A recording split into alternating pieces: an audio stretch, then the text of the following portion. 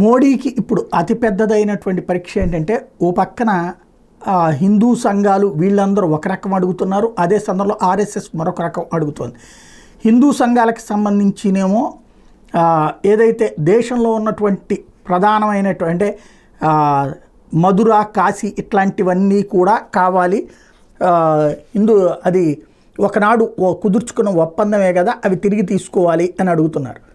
అయితే మొన్ననే RSS chief భగవత్ మసీదుల మీదన, లేకపోతే మసీదుల మీదన ఉన్నటువంటి ఆలయాల మీద కట్టినటువంటి మసీదుల వివాదాలు ఇక ఎక్కడితో ఫుల్ స్టాప్ పెడదాం, అడుగడుగునా రెచ్చగొట్టద్దు అని చెప్పుకొచ్చారు. అయితే మోడీ తాజాగా 3వ టర్మ్లో మనం చేయాల్సిన పెద్ద పనులు ఉన్నాయి అని మాట్లాడగానే మధురా కాశీ అంటూ పెద్ద ఎత్తున ప్రేక్షకులు నినదించారు.